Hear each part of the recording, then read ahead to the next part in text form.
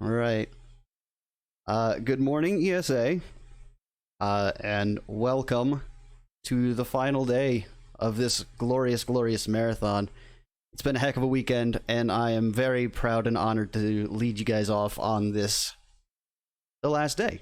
So, yeah, I'm Pythonicus, and here today I'm going to be bringing you some Metal Gear Solid Portable Ops.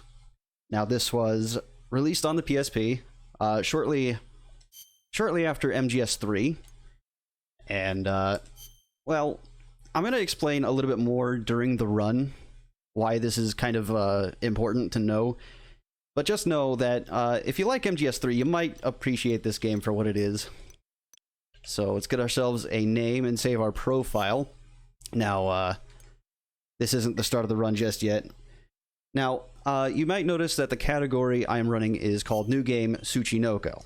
Now, to answer this really quickly before we get started, the Tsuchinoko rank is basically what you would attribute to like the Foxhound or the Big Boss rank. Now, Foxhound does exist in Portable Ops, but that requires recruiting 100 soldiers, and we don't have time for that. So instead, we're going for what we call a rank 2 run, which is Tsuchinoko, which that entails no kills, no alerts, you know, the classics. But without any further ado, I'll explain more as we go, and we can get started in 3, 2, 1, and go. So, yeah, like I said, this was released pretty shortly after MGS3 came out, and they hadn't yet had a Metal Gear Solid game on the PSP. They had Metal Gear Acid, but that's not the same at all. Oh, wow, I actually got that skip. Put what I was saying on hold for a sec while I explain this. So what I just did there was a skip that I accidentally found during my 12-hour challenge of learning this run, in which I run into the corner of the door and try it once, and it skips to the dialogue, which usually takes 2 attempts. Very, very minor time save, usually not worth going for, but I'm glad I got it here.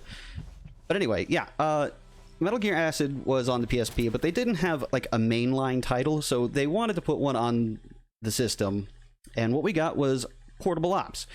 And Portable Ops is it's a heck of a thing.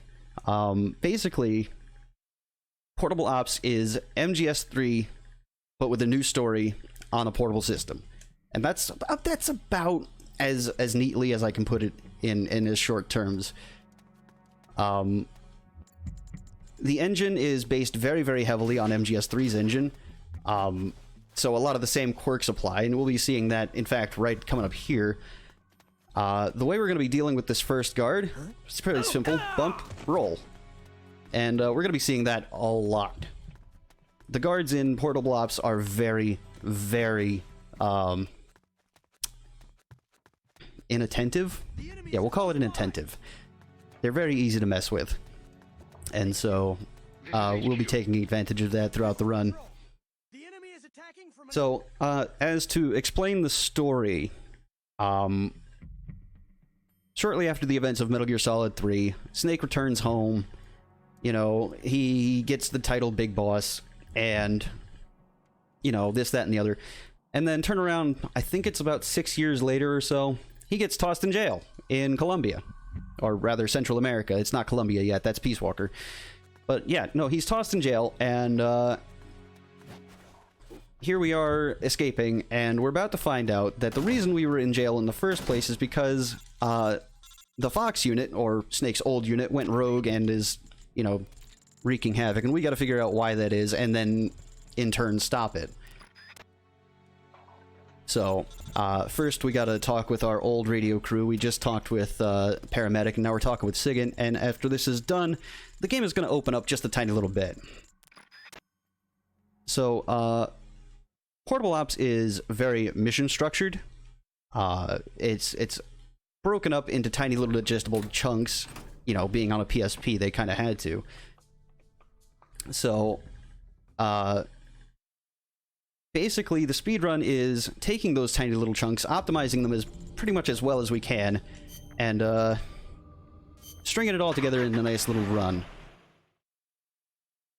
So the route I am running is pretty much entirely attributable to 2 or 3 people. Marlon Haight, Mini Omega King, and Royal Suit Alice. They all kind of came together on a route for this game that really is going to make us use as little as possible. Now, I did mention before that there is a soldier recruitment. There's a soldier recruitment mechanic in the game that we are not going to be dealing with all that much. And yeah, but we're gonna have to touch it a little bit at least. But that's not yet. That's next mission from now. So the first 2 missions, very simple affairs. The third one is where we're gonna run into our first major hurdle in the Tsuchinoko route. And it's here that I wanted to mention that I'm actually going to be challenging myself, because Tsuchinoko is not an easy run. I cannot, with good conscience, guarantee that I'll actually obtain the rank Tsuchinoko. So instead, what I'm going to do is, for every time that I mess up on the constraints of a Tsuchinoko, I will donate $5. And if I do actually somehow manage the Tsuchinoko run, that'll be 30. And I encourage all of you to match that if you can. So here's the big tricky part. No, I had the grab, but I couldn't get the toss. So that's fine. So that is incredibly tricky because I have to grab him from behind the wall, basically. I have to nab him from around the wall and then toss him immediately. Which, this is where a lot of Tsuchinoko runs actually do die. It's just a part of the deal. But while I'm dragging this guy to the truck, if we've got any messages we wanted to get through, now's a good time. Well, thank you. I just want to remind everybody of what we're here to do, and that's to support Save the Children and the Global Pandemic Relief Fund here for ESA Corona Relief. Now, did you know that Save the Children was the very first global organization that was devoted solely to serving children's needs and securing their rights?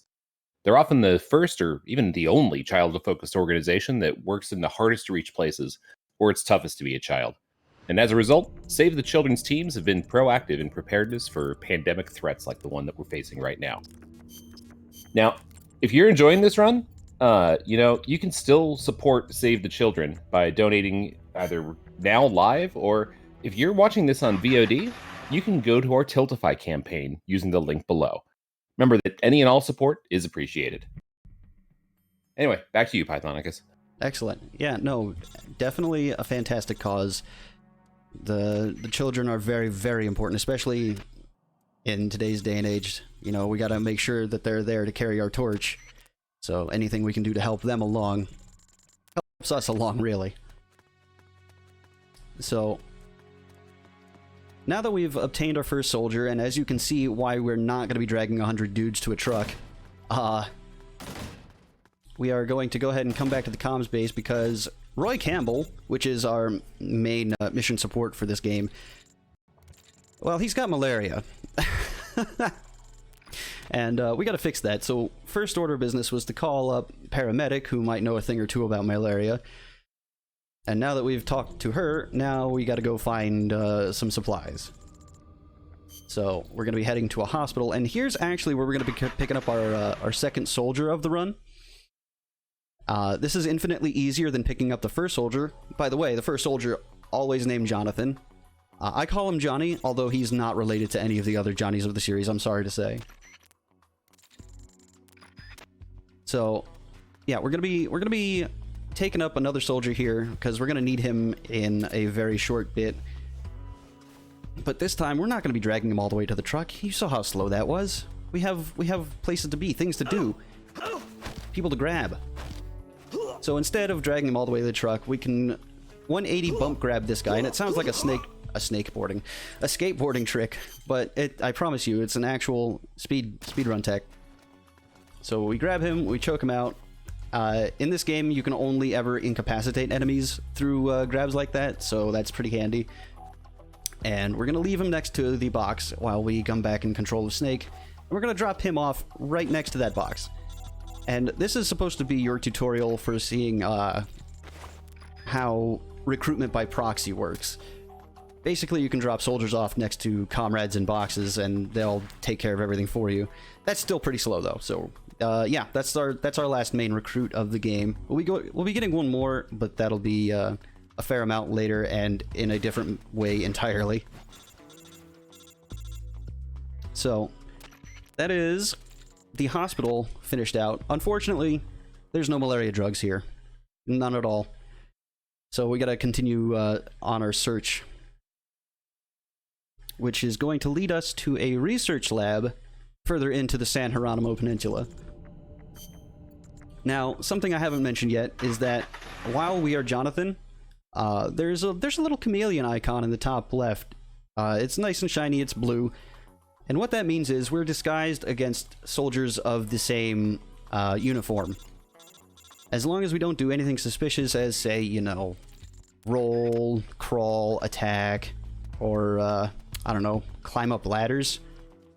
Yeah, I don't know about that last one. But yeah, no, as long as we don't do any of that, we're totally fine. We can do whatever we want. We have pretty much free reign over the map.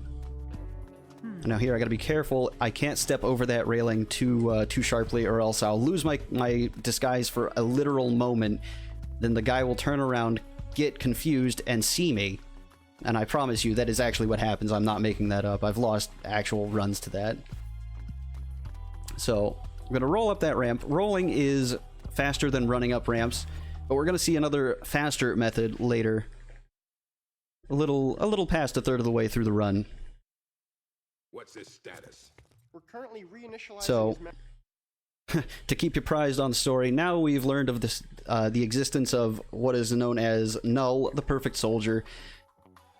He's a bit of a jerk, and we're not going to like him very much, but we have ways of dealing with him. So, but there were no drugs on the helipad, nothing to cure malaria, so we're going to head back into this building, where we're going to actually see an incubation tank of nulls, and someone's just going to hand us some drugs for malaria, because, you know, that's how it goes. But yeah, that is essentially the first act of the game. That is curing Roy's malaria. He is now all better. But he's still going to be a jerk and try and talk at us a long time. So now we have nowhere to... We don't know where to go. Well, I mean, we do, but we don't. So I'm going to send Jonathan to go spy out the supply depot. And this is our first instance of the spies, and this one is always going to be guaranteed first try. Past this point, there's no guarantees. The gloves are off. It's all RNG, and it's all horrible usually. My practice runs have not had good RNG, and I'm not expecting much better for this run here. But yeah, no, the spies are an interesting thing, and that's entirely the reason why we even get 2 soldiers to begin with. Otherwise, we would just go with Johnny and be done with it. So, supply depot, we're going to very carefully angle ourselves, bump into him, roll into him, and he's behind that wall now, which means he can't see us. And now, you might be thinking, oh, well, you know, bumping and rolling through guards, that's pretty easy. I mean, it is. But there's a fair amount of nuance to it as well. You gotta make sure you're rolling in such a way and distracting them in such a way that when they go flying back, that they're actually, you know, in a place where they can't just get up and see you anyway. So there is some small tech involved with that. So now we know where this rail bridge is, and we gotta go investigate it. And well, spoiler alert, we're not gonna be able to get across this bridge just yet. Unfortunately. But we're going to be visiting this rail bridge a total of 3 times throughout the run. And each time it's really, really short. These are nice little gentle missions. It's usually point A to point B. No real stress about it. In this case, we just got to go visit the mission marker, and then, hey, look, trucks. We obviously can't sneak, you know, through, between, or under those trucks at all. No, we gotta get those guys out of there. And here's where the spies come in. Now, we gotta find 3 suitable locations for our diversionary operations. We picked up some TNT earlier in the run, and we need to use that in order to distract these guys from the rail bridge. Oh, thank goodness. Alright, so there's our first one. As you can see, I have a method available to me to where I can wait 12 in-game hours and give myself the opportunity for spy reports, to heal myself if we were dealing with the medical unit, or make things if we were dealing with the technical unit. We're not bothering with any of that. Literally all we're interested in at this point is the spy reports for the speedrun. So we have our first one. It's here in the supply depot again, and in order to not get spotted, all we have to do, thankfully, is just hug this left wall. Really, that's it. It's pretty simple, nice and easy. And then we cut back into the truck, plant our TNT, and boom. Dude's none the wiser. Look at him.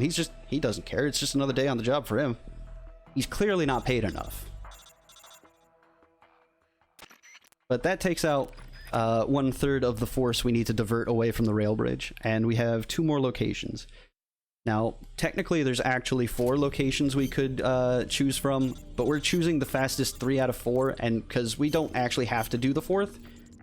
In fact, doing the 4th one, it makes things a little weird, in terms of the speedrun route, at least. So we have our second objective. It's the Soviet patrol base, and we move our spies down before we start the mission, because that gives us an extra opportunity for that spy report once we come out of the mission. So here we are back in the Soviet patrol base, and this one is a little bit trickier. We're going to equip our TNT to our quick equip and then take it off, and that's important. Another thing that's important is that I did not roll down through into that pit. I very carefully am managing some cycles right about now, because there's a guy on my left side. You can see he's patrolling there. We want to avoid him. Then we grab this guy, toss him, equip the TNT, run into the building, put the TNT down, blow it up, and bang, bang, bang. Dude's alive. No one's the wiser. Look at him. And Snake's just tanking explosions, you know, as you do. But that takes out the second of 3, and now we just have to hope for a quick spy report. And while we're waiting, is there anything you'd like to say? Well, I'd like to remind people that, you know, we do have a few more incentives left in the marathon. It may be the last day, but it doesn't mean that we're anywhere near done. Coming up next after this run, we're going to have a Pokemon Heart Gold and Soul Silver run. And you can influence the naming of both the Cyndaquil and the Raikou. So if you want to get in on any of those names, you can. Also, much later on today, we're going to be running Mass Effect Any Percent, and you can influence whether or not we're running as male or female Shepherd. So a few good incentives to choose from, and get those donations in if you want to affect change in any of those situations. Heck yeah. And let me just say, FemShep all the way. Jennifer Hale, MGS voice actress. I gotta go with the FemShep, alright? And hopefully you guys see the light. I mean, Mark Meer, good actor, but he's not Jennifer Hale. Anyway, we blew up another thing, tanked another explosion in our face, and we're done with the diversionary ops. And now we get to go back to the rail bridge. Now, I did mention that this game runs on what is effectively a stripped-down MGS3 engine. And if you've seen, in fact, earlier this marathon, if you watched Raichu do his MGS3 run, you kind of know what to expect. Guards are fairly well predictable in these games. And in this case, Snake has ESP. He can just pop around the corner and pop around to that guy's shield. He's going to run behind the truck. I'm going to take this left side of this bridge and hug it. And, yeah, you know, he might be a little confused, but he's out of our way, and none the wiser. So, that is Rail Bridge 2, which is going to lead us into Harbor. Now, the Harbor map is... it's got a few guys. And we have a couple of things to grab on a shopping trip. So we're gonna make some room in our inventory, which, by the way, we only have 4 spaces in our inventory, so we we gotta make sure we're cleaning that up as we need. But there's one very important item and one sort of important item that we're gonna be grabbing here. So, first order of business is we gotta carefully not bump into anything on the way to this ladder. The guy to our right's gonna notice us, but not see us, which allows us to grab the first item, which is the M63, which is going to be useful for literally one mission. Now get spotted for a moment by this guy. Wait a hot second. Now, it might look like I was spazzing out, and that's because I was, but it's also because I was setting up cycles for this guy down here to ignore us completely. And now, normally we could just, you know, go down to the bottom of the ship there and continue on with the mission, but then we'd be missing out on literally the most important item. Like, there is no understating the value of this item. In fact, you might know it. If you've been watching ESA over the last couple of events, you might know this. You might know this item. You might know my voice. I might be the one who's extolling the virtues of the cardboard box. So, yeah, on the top of the ship, there's the cardboard box. It is, without a doubt, one of our best tools in this game. And we're going to be making pretty well full use of the thing. So, very important that we grab it. Like I said, we could have finished this mission like 20-30 seconds ago, but no. At what cost? So, now, in order to finish the mission, all we have to do is climb these crates and make it over to that one that's draped in white. And we're going to take a couple of calls here and be done with it.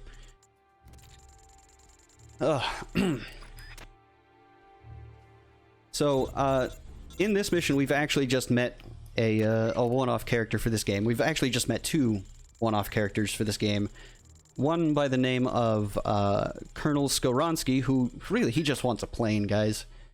And for the other, a guy named Python, which I promise I was named Python first. And now I have to swap my spies down to the security base. Now, it's worth mentioning that these menus are incredibly sticky. So, if it looks clean, it's due to a lot of effort on my end.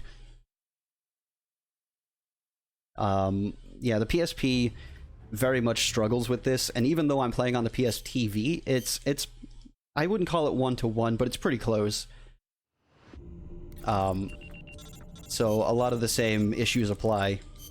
So there we go, we've got our spy report for the security base. We're gonna wait one more time because, believe it or not, even on the PSP game, day and night cycles actually do affect guard vision, and I would much prefer having this map specifically on night to facilitate something you may have seen already in this marathon. So this is the security base. This is one of the places where the cardboard box shines in all of its absolute radiant corrugated glory. We bump through the first guy, we go through the door, we bump into the second guy, re-equip the box to confuse him, run up this ramp real quick. Now, I did say that there was a quicker way up ramps, and that is the cardboard box, but we need to set up cycles, so we just kind of trudge up it this time around. We equip the box, go through the door, into the item, and we're out of the mission. Bing bang bosh. I messed that up, but that's fine. So yeah, the cardboard box, very, very powerful. Now, we needed that map that we just got to go to Warhead storage, and I have yet another shopping trip to make, so I'm going to clear out some inventory space to grab another item here, and we're gonna head right in.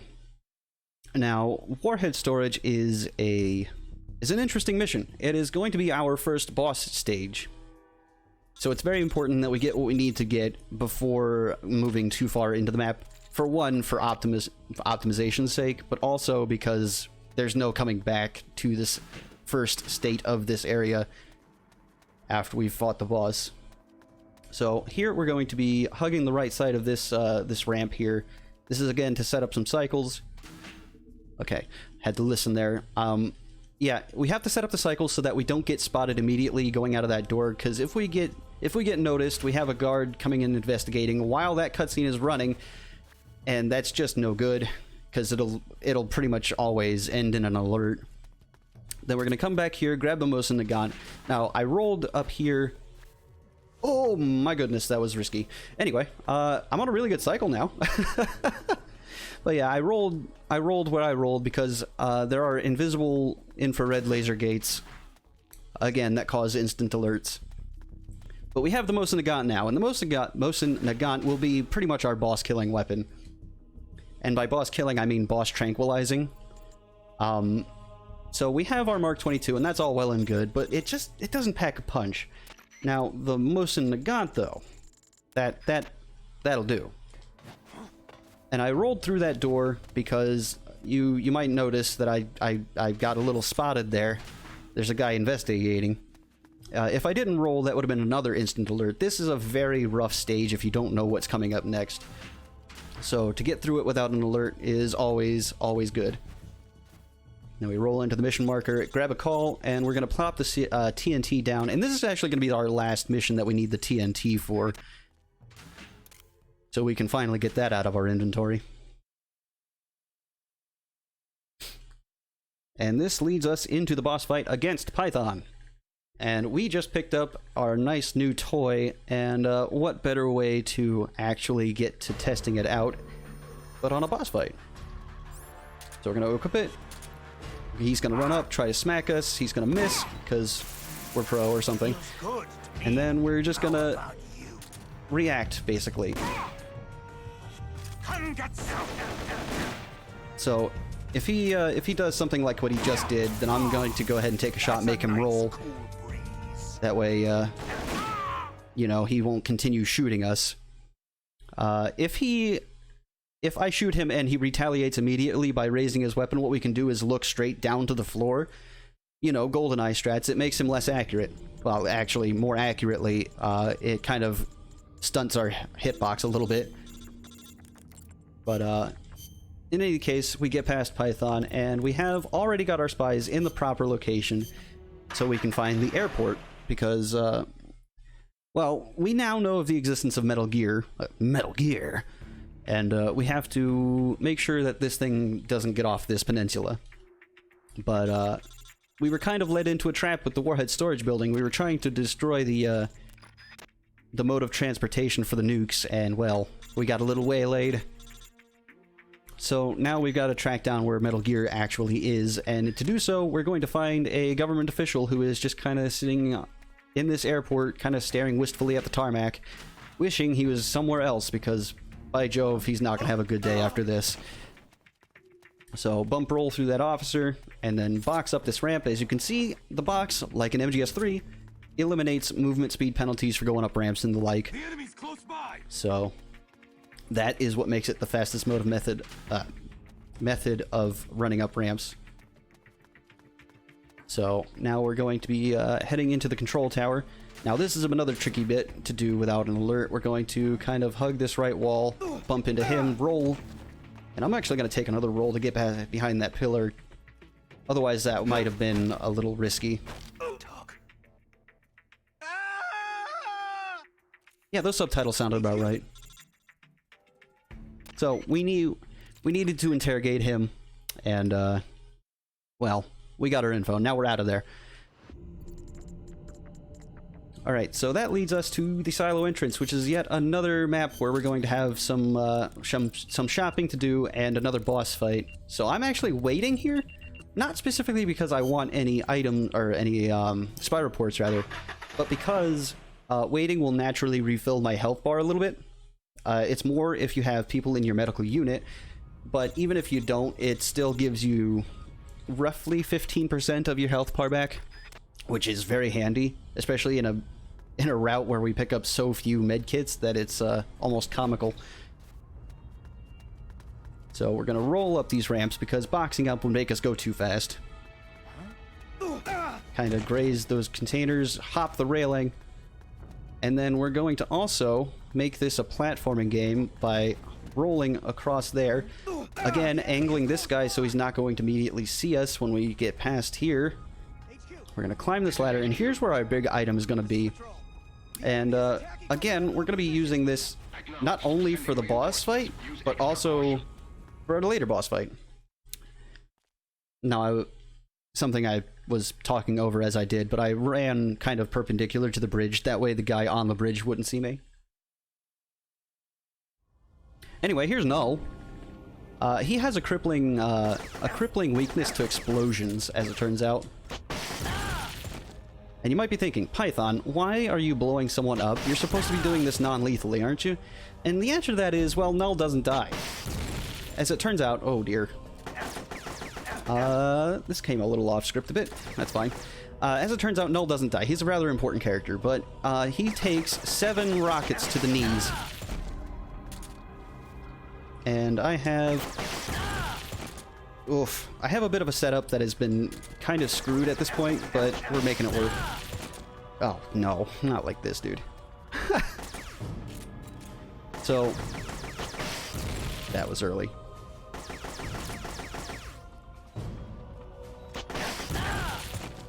Oh, come on. Ooh, okay. Alright. I gotta be very, very careful now. I cannot miss this. Got him. Okay, good. Whew. That was a little more sticky than I would really like it to have been. Anyway, okay, so Null is the perfect soldier, and as such, he doesn't go down without a fight. In fact, he kind of manages to capture Snake. So now we gotta go track him down, and then to do just that, we gotta bring Johnny out of the spy unit, and I'll be using him again.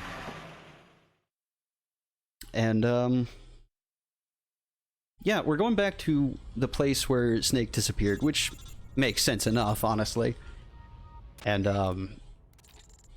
we're gonna be interrogating an officer here. But while we're doing that, is there anything you'd like to mention? Absolutely. Yeah, I'm just gonna throw it out there to the community. Ask you, are you up for a challenge? Because Upper Room Games they gave us some keys for their Wavy the Rocket game, and we're going to be giving away 5 of those keys right after the end of the marathon. All you have to do to get in on that draw is head on over to Twitter and go to the ESA Speedrunning Marathon's Twitter feed, and we've got a pinned tweet right at the very top that all you need to do is hit there, like it, retweet it, and you'll be entered in to win one of those 5 keys right after the GTA San Andreas run tonight. So head on out to Twitter, get in on that giveaway, and check out Wavy the Rocket. It's a pretty cool game. Yeah, I must say, I've been watching a lot of the marathon, and I've noticed their little spot you guys have been playing, and my goodness, that soundtrack, what a banger. Honestly, though, looks like a fun game. All right, so we went and we interrogated another guy. Now we're supposed to actually send our spies out to the rail bridge again. But it turns out, thanks to Mini Omega King, we don't actually need to do that. So why add more spies to the route that already is plagued with RNG spies? So instead, we're just going to head straight to the rail bridge. In fact, it makes it easier because there's someone who could spot our disguise sitting right outside the door if it weren't for this. And in fact, look, there he is right now. Bang! Guarding the item instead. We're in a much easier place to deal with at that. And it's worth noting also that in terms of the portable Metal Gear games, or well, the PSP one specifically, that laziness and forgetfulness are in fact the speedrunner's greatest allies, because Mini totally forgot to send his spies when he found this. So, and thanks to laziness, we'll see another strat later on where I was just decided I had I didn't want anything to do with the strat they were doing. So, we found out where Snake is being held. He's in his this place called the Guest House, which, I mean, it's a nice enough sounding place, but honestly, from that snippet you might have seen from that cutscene, he's not having a great time. So we're coming to save his hide, as it were. So, casually, a lot of people might recognize this as being, oh man, it's that maze map. It's not really a maze. Not so much, at least, because, you know, go down an alleyway, go through a couple of corridors, and hey, look, there's a mission marker. Easy. So, hey, we've rescued Snake. We busted him out of prison, again. Second time in a game, that must be a record for him.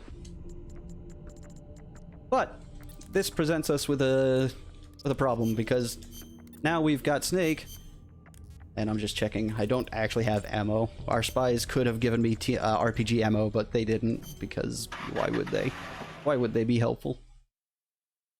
But no, now that we have Snake, we know where Metal Gear is being housed, because on a moonlit stroll, he kind of just chanced upon the plant here.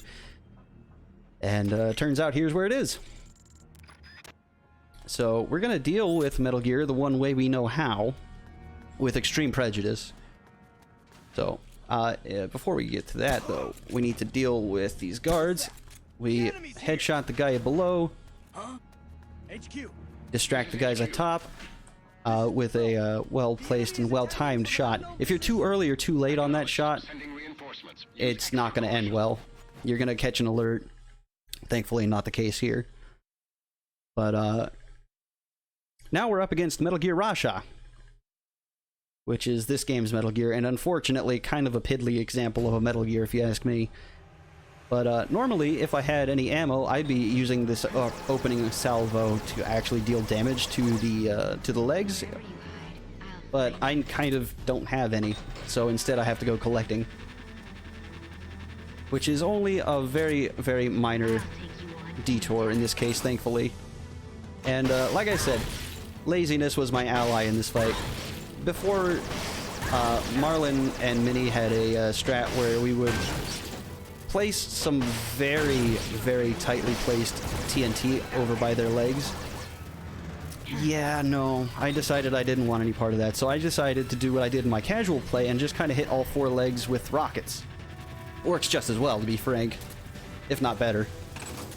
And we can grab more RPG ammo behind that pillar and set up phase 2. Now, if I play my cards just right and aim pretty well here, I can actually beat this phase in 4 shots if Metal Gear decides not to scoot at me. Please, please calm down. I don't... Stop. Alright, if I aim pretty much in the middle of these wingspans... Okay, oof. Alright, I missed 1. I think it's on the left side over there. But yeah, 4 shots could have taken it out of phase 2. But that works just as well. We're out of Raxa, we're alive. And, yeah. So, you might have heard the voice on the Raxa's intercom. That was actually one of our allies, but also one of our main antagonists. And also, Jonathan has died. Look, man, I'm just as confused as you guys are, honestly. But, well, we've dealt with Metal Gear, except we kind of haven't. That was the test model, guys. So we gotta figure out what we're doing now. So we gotta send our spies to the silo entrance. And then we got to then move them over to the ravine. And, oh wow, that's actually very, very good luck that I just got there. So now that we've gotten that, we know that there's a power substation across the way from the ravine, and we can now remove our spies from the play entirely and put them in the technical unit, because that's the next place we're going to need them. Whew. And so, we come to the ravine. Now, we're going to come across a part of this map that is kind of blocked off. And we have a very particular way of getting across this blockage. It's not going to be pretty. In fact, it scares me a lot. But we're going to see what we can do about it. So, hop the railing. There we go. Break Snake's leg a little bit. It's fine. Totally fine. No big deal. And we kind of aim like there. And we grabbed it. So, something I've neglected to mention thus far in the run is that I'm actually playing on the PAL version of this game, which was the latest release of this game. And they made some quality of life parity changes with the release of MPO Plus. Well, to coincide with the release of MPO Plus, which includes the ability to auto grab on ledges if you're close enough. It's just as scary as it looks, I promise you. Now, I'm actually going to do some optional menuing here and remove something from my menu so that I can grab some med kits on the way to my destination in this map. So this is our first trip to the power substation. Now, we are here because the door leading down into the silo complex from the silo entrance is on an electronic lock, and well, it's got to be fed from somewhere, so we might as well be here, right? So we're going to roll up that ramp twice, by the way. And then we're going to roll directly towards this ladder and hopefully climb it immediately. That was a very good grab. Now that guy was staring at a wall. That was the purpose of rolling up the ramp twice. So, in making him stare at the wall, we've bought ourselves enough time to get up the ramp. This can also be done at nighttime with perfect box movement up that ramp, but it's much safer just rolling. So we grab those med kits and we're coming into this building here. But yeah, we need to blow up this power substation's breaker in order to cut the power to that door we need to get through. Excuse me. Problem being, it's on a backup generator too, and it's on a 5-minute timer. So if we can't get in that door within 5 minutes of this thing going up in flames, then well, it's all been for nothing. Thankfully, our technical unit has already begun work, by which I mean they've finished work, on a time bomb, which we are going to equip, and we're going to heal up by using our await commands here. And we're going to head straight back into the power substation now that we've got our time bomb. So, Null. We dealt with Null, but we didn't also deal with Null, and we're going to have to deal with Null again, and that's going to be the way this level ends. So, now, I actually did the wrong thing here. I could have boxed up this ramp willy-nilly, but that's fine. This time we're going to roll a bit further away from the ladder because that guy there is a pain. And then we're going to climb up. We're going pretty much the, more or less the exact same way we went before, with a small change this time around. We need to get spotted by that. Okay, I guess she's just not going to spot us. That actually makes things a little easier for me. We'll bump roll through her to make sure she doesn't see us. No issues there. Then we can just make our way downstairs. The enemy is close by. Equip our time bomb and plop it down. And I know, it's not in the square. It's totally fine. It's totally fine, I promise. So, now that we've plopped our time bomb down, we have now gotten waylaid again by Null. Because, you know, we needed another boss fight crammed into the mid-game of this. So it's going to go a lot like the first time did. And you might be thinking, well, okay, ow. Hold on. Hold that thought. I'm gonna run away and do the backup strat because of that. By the way, the RPG in this game has an incredible blast radius. But yeah, no. You might be able to understand why Null lived the first time, but why would he live a second time? And well, I'm here to say don't worry about it. Oh, this is getting scary. Again. But that's why I picked up those 3 medkits.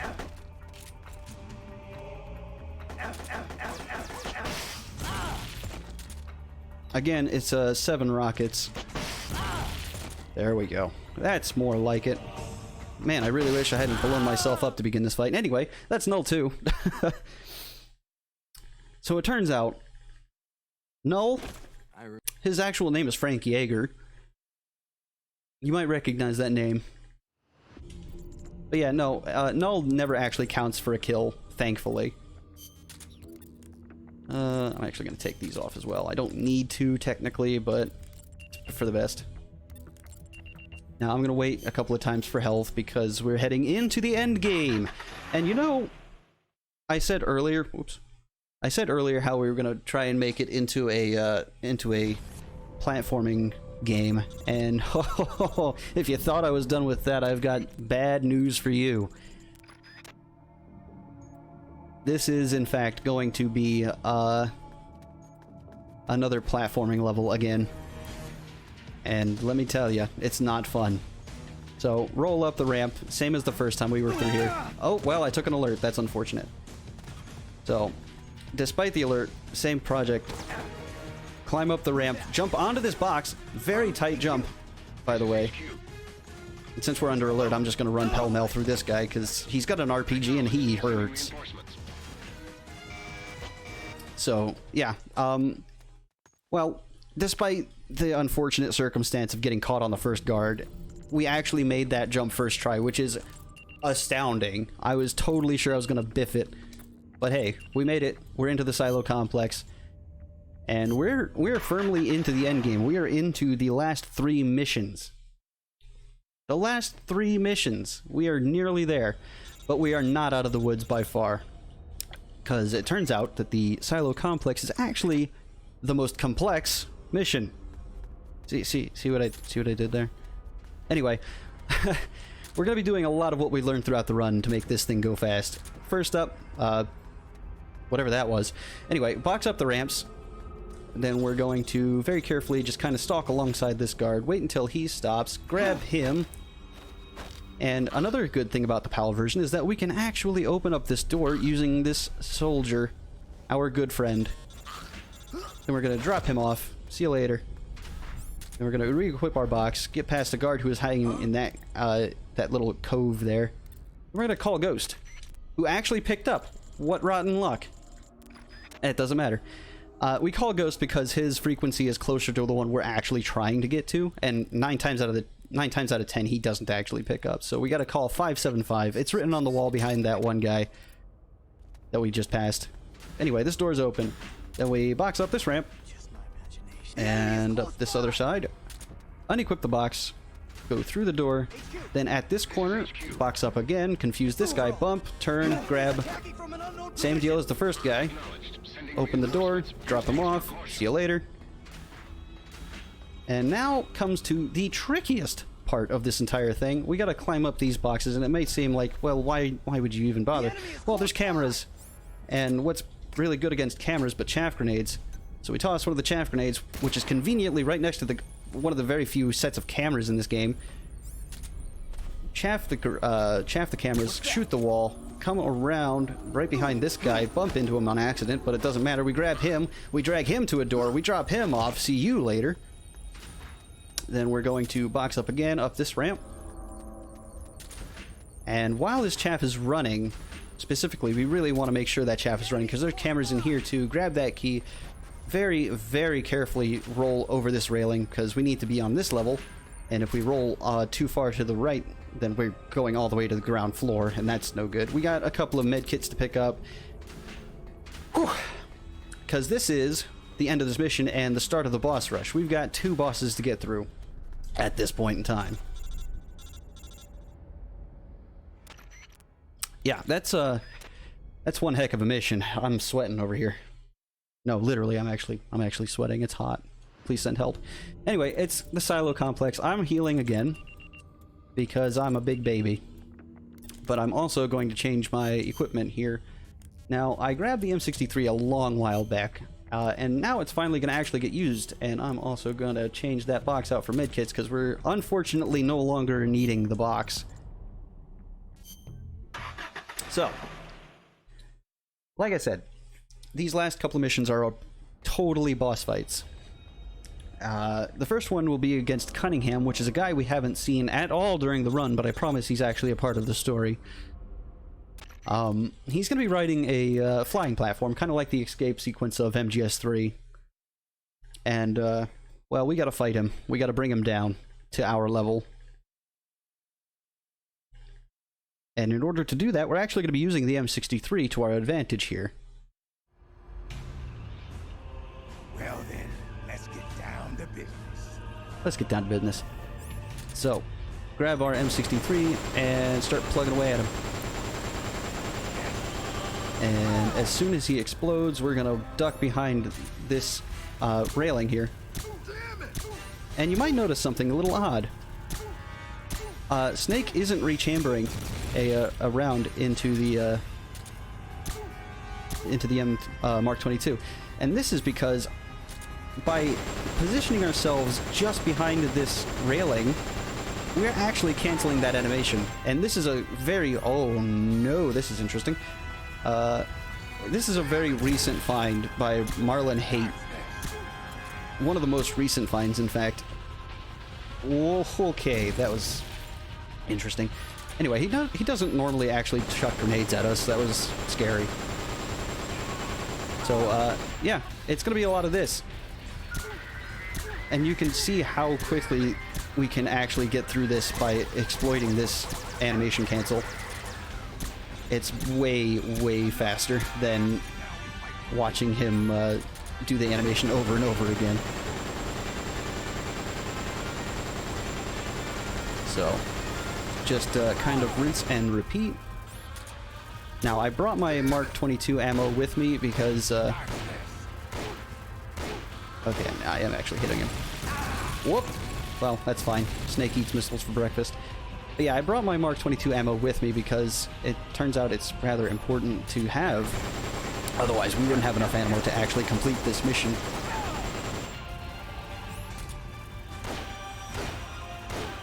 Okay. And that's Cunningham. A whole lot faster than what we were doing before. Now, there's been some very, very, very new finds for this next boss that Marlon found, but I haven't done much practice with it, so I'm going to try it. I'm not even going to really try with it, but basically, it's basically a phase skip technique, and I'm actually going into this mission without being prepared for it, so I'm actually going to have to hop back out and fix that before I go back in. Alright. Skip the cutscenes. So instead of using the M63, which would be a fool's errand in this fight... no, not restart. Back to briefing, please. So instead of using the M63, I'm actually going to swap over to the Mosin Nagant. Again, I did mention that was very important. A very, very important item. And, yeah, we're coming up on... This is the very last mission of the game now. The very last mission, the very last boss. And this is Jean, who is another friend we haven't seen but is important. Now, we want to bait him out into charging at us like that, because then we can take the... then we can take the Mosin Nagant and take a headshot, which is a whole lot more damaging than whatever we could be doing with the Mark 22. And then after that string of knives, we can take a headshot. Now, it's very important to note that he has incredible amounts of iframes, and the only time we can actually hit him is before or after one of his attacks, or as he's recovering from a charge like this. So there we go. That's already half his... Oh no! Don't you do this to me! That is the one thing you don't want to see him do after his charge attack, is that string of knives thing. But I have been stockpiling all of my medkits for this fight in specific, because otherwise this would be a huge pain. Oh wow, that worked. Alright. Oh, come on. So when he is close like that, he has the opportunity to just kind of decide to charge at you much faster. So, that's fine.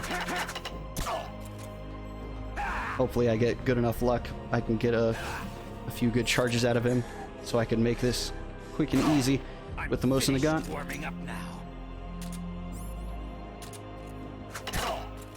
Now, it's worth also noting that the, oof, yeah, that's fine. The auto-aim in this game is very finicky, and if you try firing off a shot too quickly, you will miss. So that's why you see me kind of, taking a moment. Whoa, no! Okay. Alright.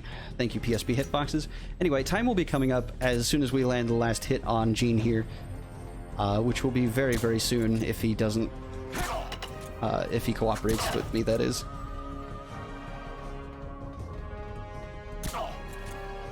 Come on.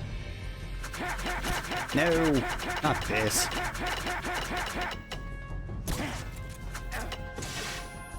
Who of you can say that tomorrow you won't be aiming your rifles at your neighbors?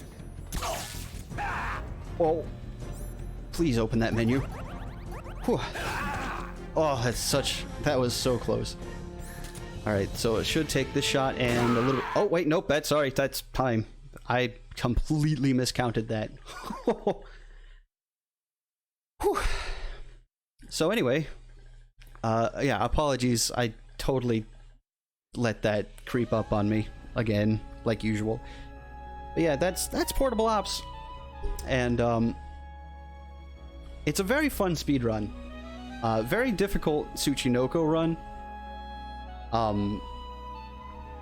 But yeah, no, it's a very enjoyable run. Very, very simple to get into and difficult to master sort of deal. Big thanks to ESA for letting me do this for you guys again. The first time I showed this off in a marathon was actually during ESA Movember, which I believe that was in 2018. So to be able to bring it back, I'm very happy to do so. And also big shoutouts to the Metal Gear speedrunning community. And if you are if you are at all interested in running any of the MGS games, we have, well, any of the Metal Gear games in total, we have an incredible amount of resources. We have a website, metalgearspeedrunners.com, from which you can find a wiki, our Discord server, you know, any sort of thing you might be wanting to look at in terms of Metal Gear speedrunning. So, I believe that is going to do it for me. And I also believe that I failed Tsuchinoko criteria 3 times, so I'm gonna be, you know what? I said 30 for the Tsuchinoko run, but, you know, I wouldn't feel right just giving 15, so I'm giving the whole 30 as a way of saying thanks to you guys for letting me do this. But yeah, that is me. Thanks again, and I hope you guys enjoy the rest of the marathon. Right on. Thank you so much, Pythonicus, for that excellent run of MGS Portable Ops. Coming up next, we do have Pokemon Heart Gold, Soul Silver being run. And we've got some incentives that you can still get in on. Remember, you can name the Cyndaquil or the Raikou, but you're going to need to get in on that quick, because right after this intermission, we're going to be back with Pokemon Heart Gold, Soul Silver. See you soon.